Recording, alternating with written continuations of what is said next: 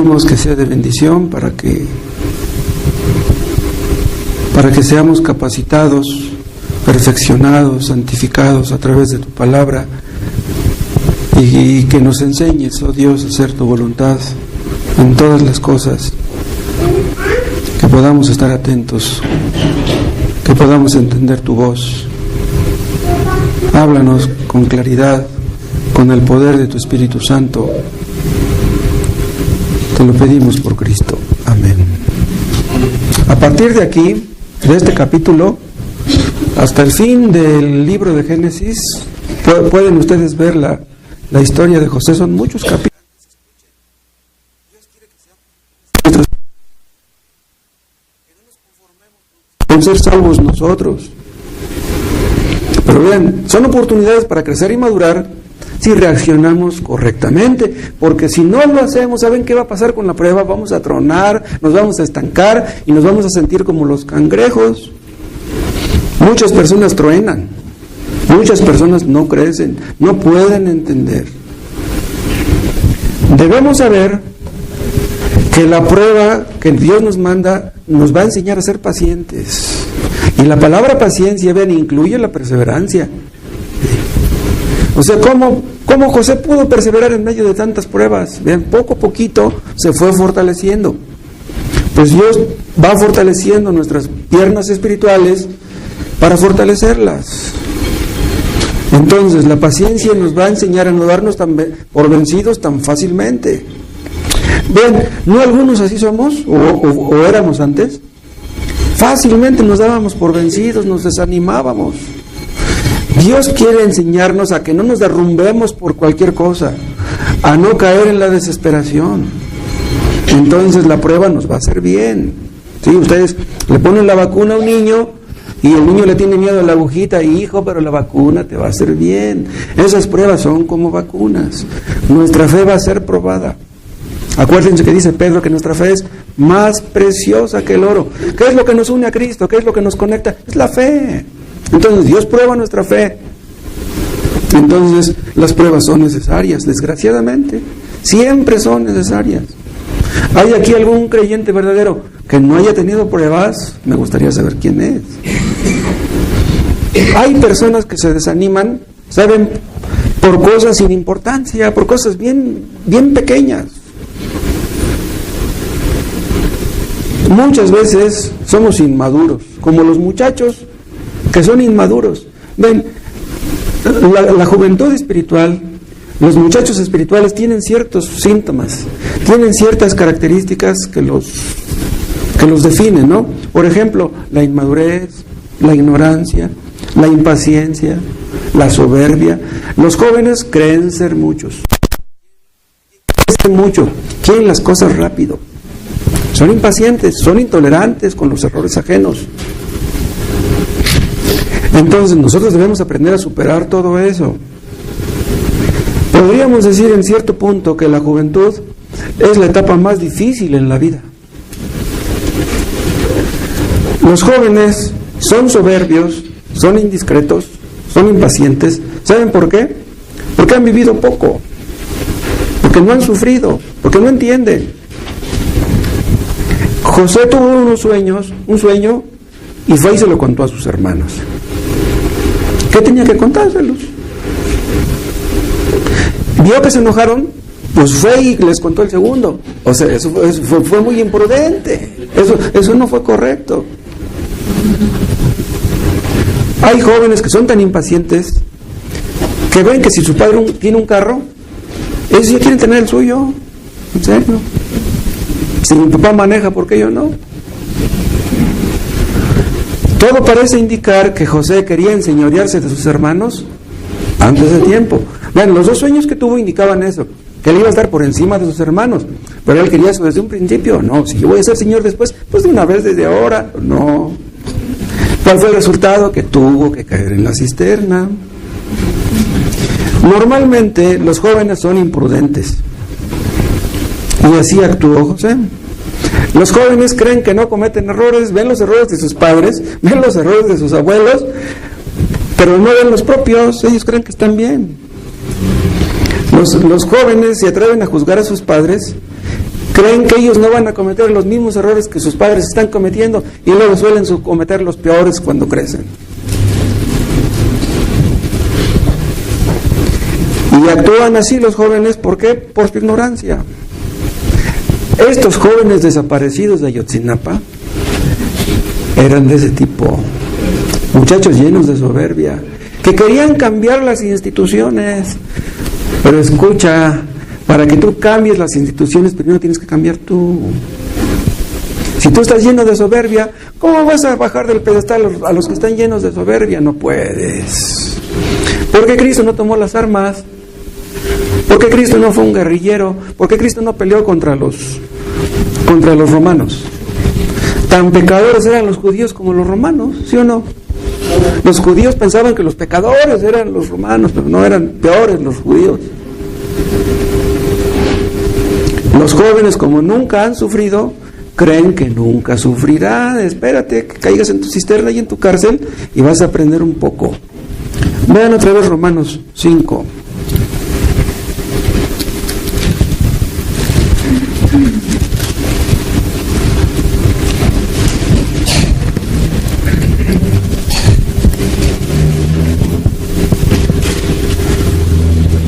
Este versículo ya lo leímos, léanlo de nuevo, Romanos 5:3. Y no solo esto, sino que también nos gloriamos en las tribulaciones, sabiendo que la tribulación produce paciencia. Ven, esta palabra sabiendo la decía Pablo con todo conocimiento de causa. Pablo fue azotado, fue perseguido, fue encarcelado, naufragó y estuvo sufriendo en alta mar. Todas esas cosas lo maduraron mucho al apóstol Pablo. ¿Saben una cosa? Cuando Dios nos saca de un hoyo, cuando Dios nos saca de una aflicción, ya no nos espantan las aflicciones, porque ya hemos visto su mano librándonos. Entonces, sabía Pablo por experiencia esto. Las cosas que sufrió Pablo, nosotros no las hemos sufrido. Bueno, José estuvo en la cisterna y eso le sirvió de mucho. De la venta como esclavo sacó su provecho también. Luego aquella mujer lo acusa falsamente y de ahí también sacó un beneficio. Y ya mencioné yo hace rato que Dios siempre está haciendo con nosotros algo. Vean, cuando nuestros hijos nos desobedecen, cuando nuestra pareja se nos pone al brinco, cuando no nos quieren pagar lo que nos deben, cuando les aumentan a otros el sueldo y no a nosotros, o cuando nos bajan el sueldo en lugar de subírnoslo, que sucede, ¿no? Cuando esas cosas suceden, pero ¿por qué esto me pasa a mí? Es la mano de Dios, no puedes verlo. Dios siempre está tratando algo, haciendo algo con nosotros.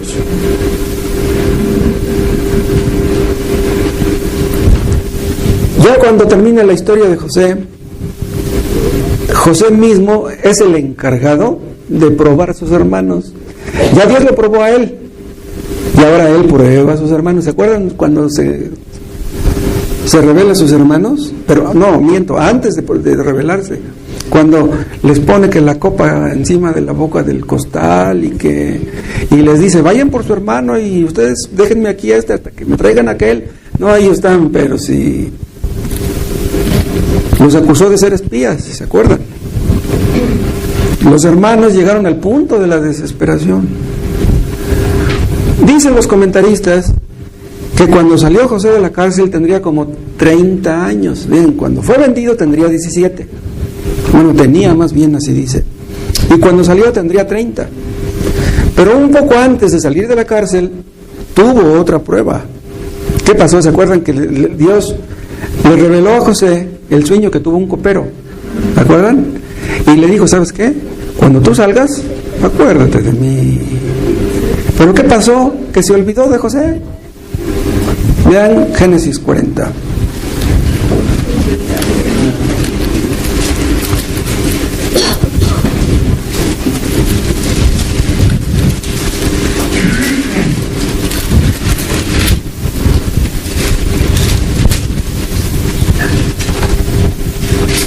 El último versículo de Génesis 40. Y el jefe de los coperos no se acordó de José, sino que le olvidó. Ahora vean 41:1. Aconteció que pasados 2 años tuvo Faraón un sueño, le parecía que estaba junto al río, y las vacas flacas y las vacas gordas. Vean, pasaron 2 años desde que fue liberado el copero hasta que le habló de José, sí, al Faraón. Y fue entonces cuando Faraón mandó llamar a José y ya quedó libre. 2 años más tuvo que pasar en la cárcel aprendiendo paciencia. 2 largos años todavía. ¿Saben qué? Dios quería que José aprendiera a confiar en Dios, no en el copero. Necesitamos aprender a confiar en Dios, no en el patrón, no en la persona que nos debe, no en la pareja. Necesitamos aprender a confiar en Dios. Vean Hebreos 10.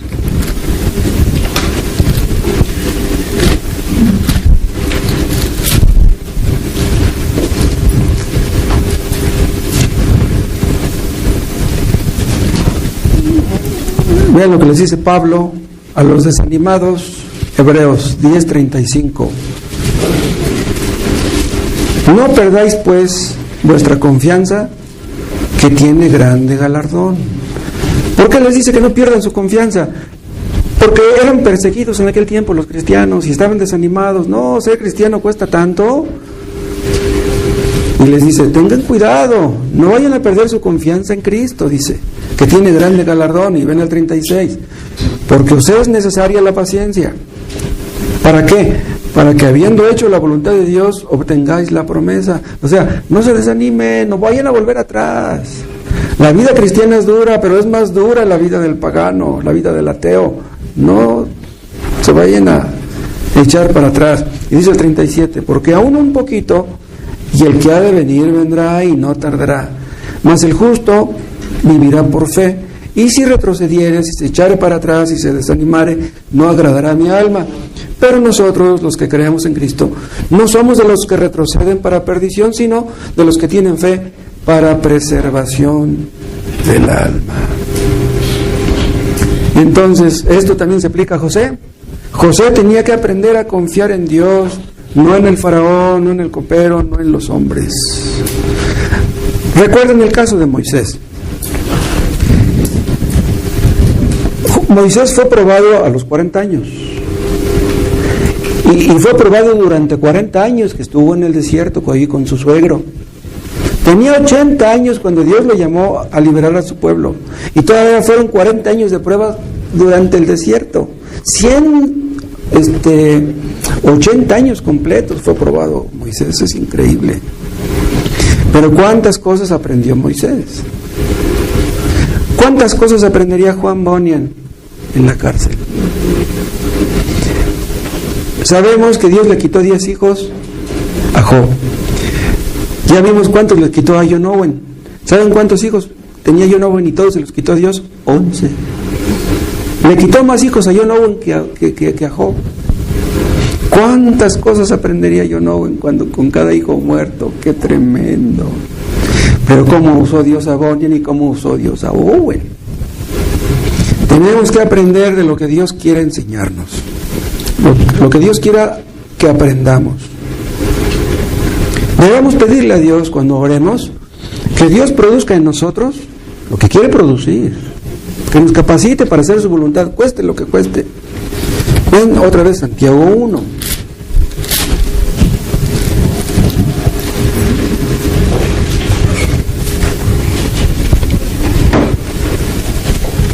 Santiago 1:3, sabiendo que la prueba de vuestra fe produce paciencia, pero ahora vean el 4. Mas tenga la paciencia su obra completa para que seáis perfectos y cabales. Vean, esto es lo que Dios quiere, que seamos perfectos y cabales en lo humanamente posible, porque nadie puede llegar a ser perfecto. La palabra perfectos quiere decir maduros, que no nos falte nada, equilibrados, bien balanceados.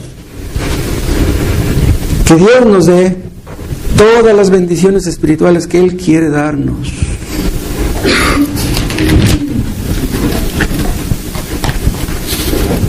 Pero es posible que seamos tentados en medio de la prueba y que queramos huir.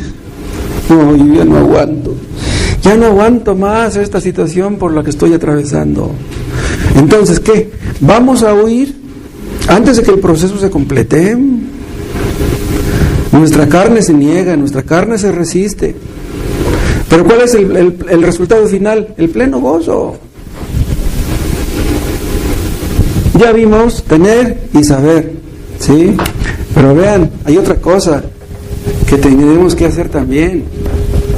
Vean el versículo 4, dice: mas tenga la paciencia su obra completa. Esto quiere decir, debemos dejar que Dios complete su obra. O debemos dejar o permitir, ¿sí?, que Dios complete su obra en nosotros. Y que no nos echemos para atrás por los problemas que tenemos. ¿Saben una cosa? Para poder llegar a ser humildes y pacientes y tener gozo, eso puede llevar muchos años, muchos. Pero Dios no tiene prisa. Vean Santiago 5.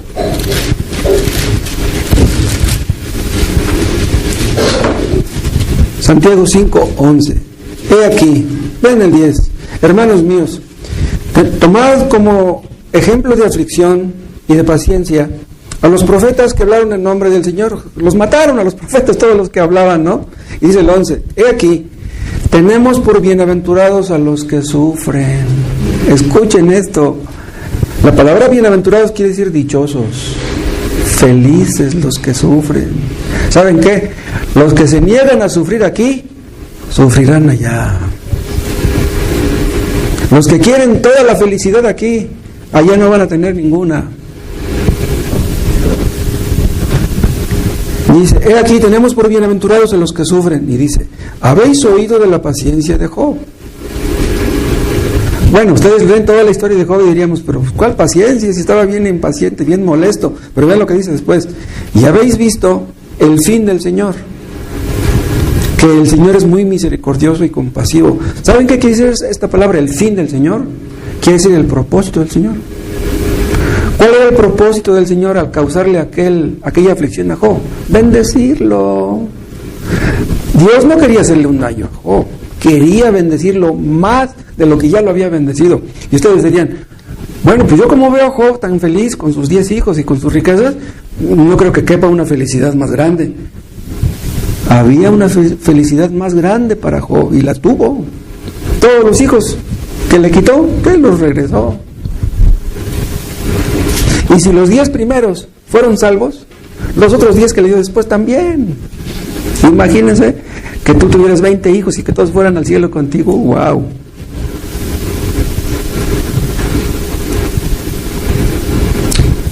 Dios tenía un plan para José en todo este asunto. Dios tenía un plan para Job en todo.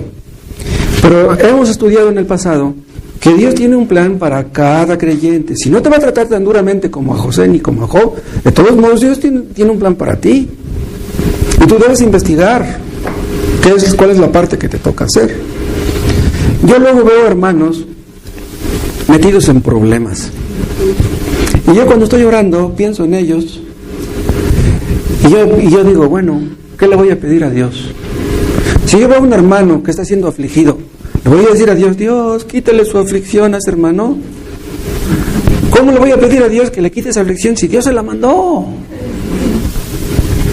No es fácil orar por un hermano afligido. Ahora vean, si yo veo a un hermano en problemas, por ejemplo, económicos, ni modo de que yo piense, bueno, si ese hermano tiene problemas económicos es que es la voluntad de Dios, porque Dios quiere humillarlo. Pero la voluntad revelada de Dios me dice que si yo puedo ayudar a ese hermano, debo ayudarlo. Entonces, aunque Dios lo esté afligiendo con necesidades económicas, yo debiera ayudar a ese hermano, si puedo. Porque hay veces, no cabe duda, que quisiéramos ayudar a nuestros hermanos que no tienen dinero y pues no, tampoco lo tenemos nosotros, pues ya ni modo, ¿no? Si vemos a nuestros hijos en problemas, nosotros como padres cristianos, ¿qué debemos hacer? Bien, nosotros como padres tenemos la tendencia a que si vemos a un hijo en problemas, ¡ay, yo voy a ayudar a mi hijo! Pero eso puede no ser correcto. Por ejemplo, si ustedes tienen un hijo soltero y su hijo anda en la calle haciendo travesuras y lo agarra la patrulla y se lo lleva, ¿ustedes deben ir a sacarlo? Si el hijo anda haciendo travesuras, yo no lo sacaría, para que aprenda. Sí, a lo mejor le dan una calentada allá adentro, pero hijo, yo espero que esa calentada Dios la bendiga. Sí, para que aprendas y ya no seas tan necio. Vean, muchas veces las nalgadas que nosotros no les damos a nuestros hijos, se las tienen que dar otros. Porque nosotros, como los queremos, no queremos disciplinarlos, otros los van a disciplinar como.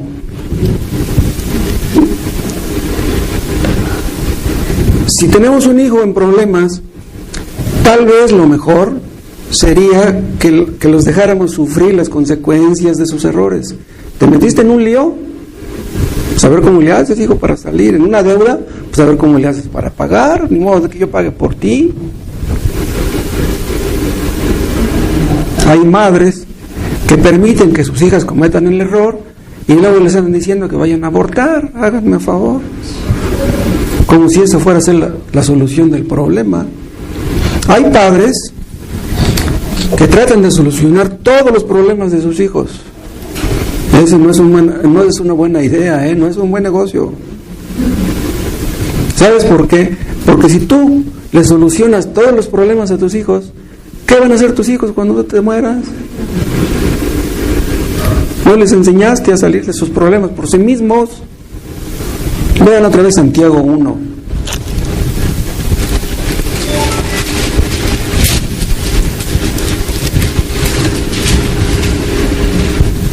Dice el versículo 5: y si alguno de vosotros tiene falta de sabiduría, pídala a Dios.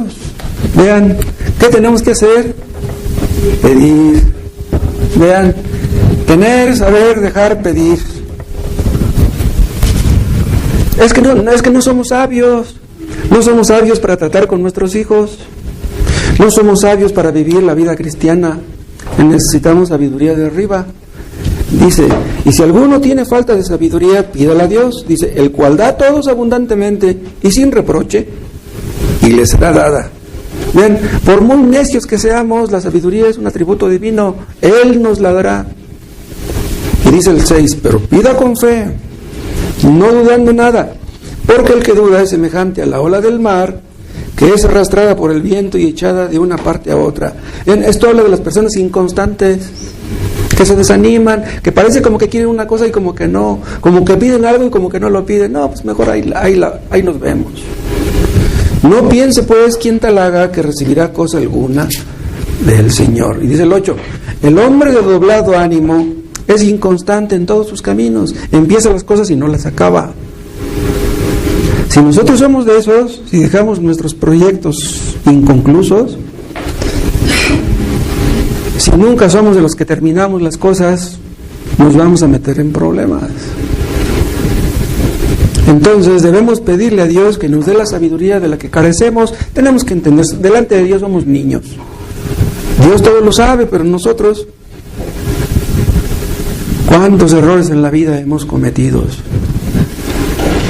Además, necesitamos sabiduría para saber lo que Dios está haciendo con nosotros, lo que Dios quiere producir en nosotros, para que podamos reaccionar correctamente, sin amargarnos, ¿sí? Porque la amargura destruye y contamina. Para que estemos contentos, en lugar de estar quejándonos y murmurando, estemos contentos. Entonces, que Dios nos dé esta sabiduría espiritual. Vean Santiago 5.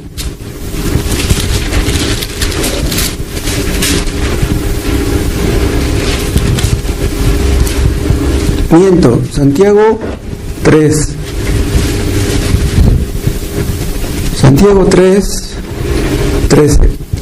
¿Quién es sabio y entendido entre vosotros? Muestre por la buena conducta sus obras en sabia mansedumbre. O sea, ¿cómo se demuestra la sabiduría? Con humildad y con mansedumbre. Y veíamos que los jóvenes no son sabios en este sentido, son soberbios. Y dice el 14, pero si tenéis celos amargos y contención en vuestro corazón, no os jactéis ni mintáis contra la verdad, porque esta sabiduría no es la que desciende de lo alto, sino terrenal, animal, diabólica. Vean, hay sabiduría de Dios y sabiduría humana, sabiduría carnal. Porque donde hay celos y contención, allí hay perturbación y toda obra perversa. Vean el 17. Esta es la sabiduría que necesitamos, vean la que dice el 17. Pero la sabiduría que es de lo alto es, vean la lista, primeramente pura, después pacífica, amable, benigna, llena de misericordia y de buenos frutos, sin incertidumbre ni hipocresía. De esta sabiduría necesitamos. Nada de doblez, nada de soberbia, nada de discordias, nada de pleitos, nada de contiendas.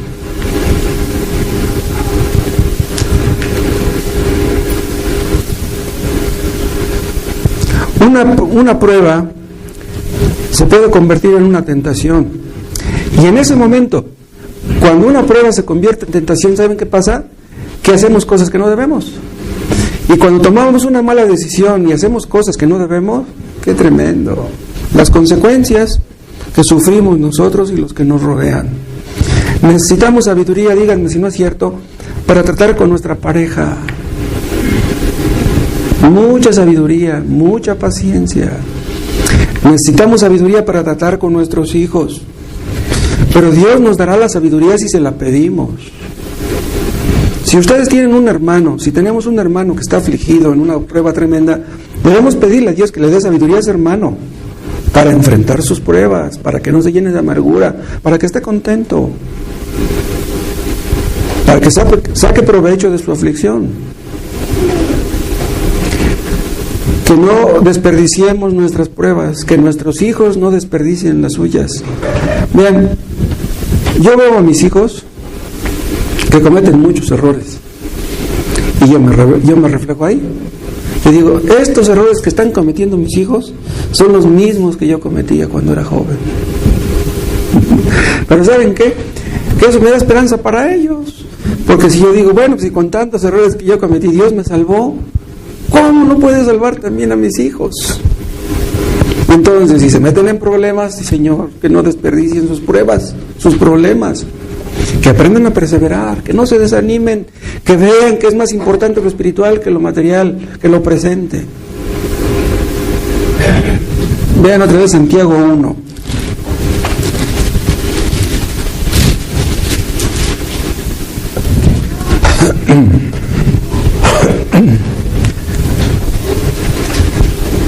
Ya leímos hasta el 8, ¿no? El hombre de doblado ánimo es inconstante en todos sus caminos. Y ven el 9. El hermano que es de humilde condición, gloríense en su exaltación. Este hombre habla del hombre pobre. ¿Sí? O sea, el hermano que es pobre, dice, gloríese en su exaltación. ¿Cuál exaltación? Porque Dios nos exalta a través de las pruebas. O sea, Dios te saca de tu miseria material y te coloca en una riqueza espiritual. Eso es lo que queremos. Vean, la ausencia de dinero es lo de menos. El problema es la ausencia de humildad, la ausencia de mansedumbre, de paciencia. Y vean el 10. Pero el que es rico en su humillación. ¿Cómo? El que es rico gloríese en su humillación. ¿Por qué? Dice, porque él pasará como la flor de la hierba. O sea, debes entender que aunque tengas mucho dinero, al rato ya no vas a tener nada. Te vas a morir, no te vas a llevar nada. Entonces, Dios nos enseña a los pobres a no lamentarnos de nuestra pobreza material y enseña a los ricos a ver que el dinero no es todo. Vean, los hermanos de Teca, hay ahí hermanos que tienen mucho dinero y aquí la mayoría somos pobres. Vean, Dios trata con ellos de una manera y Dios trata con nosotros de otra manera, pero Dios trata con todos. El asunto es que no desperdiciemos los tratos que Él hace con nosotros. En las pruebas, el humilde es elevado y en las pruebas el rico es humillado. O sea, a Dios le da a cada quien lo que necesita.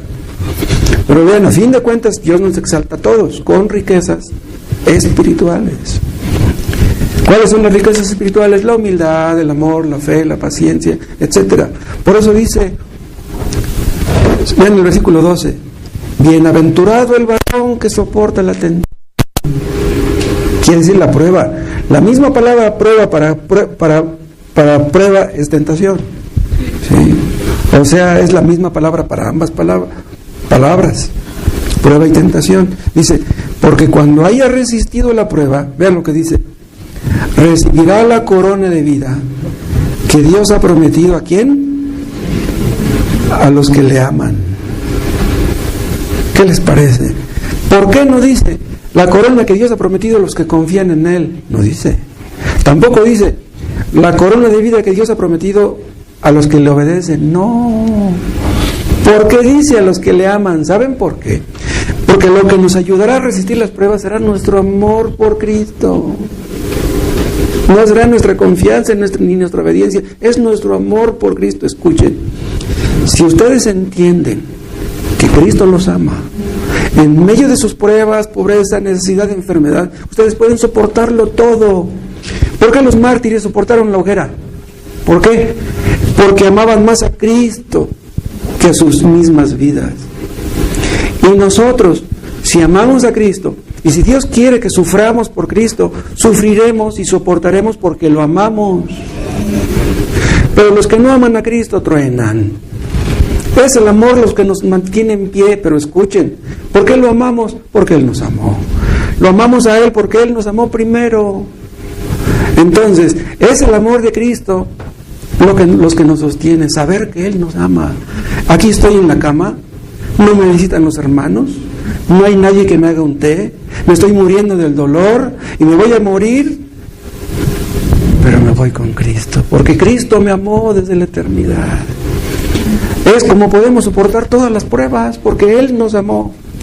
Pero es posible que Cristo haya amado a pecadores como nosotros y que un día estaremos en el cielo con Él y que ya no vamos a tener ningún sufrimiento, ningún dolor, ninguna carencia. Es increíble esto.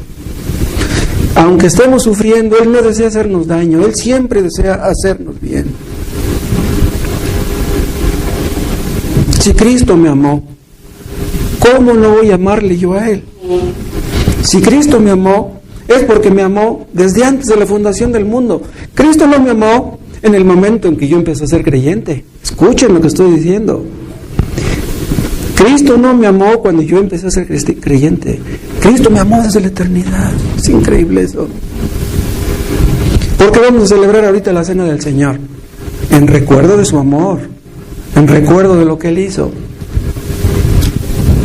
Porque sabemos que Él no miente y que Él va a venir, y va a venir por nosotros, y cuando Él venga, jamás volveremos a sufrir. Pasen al frente, vamos a celebrar la Santa Cena.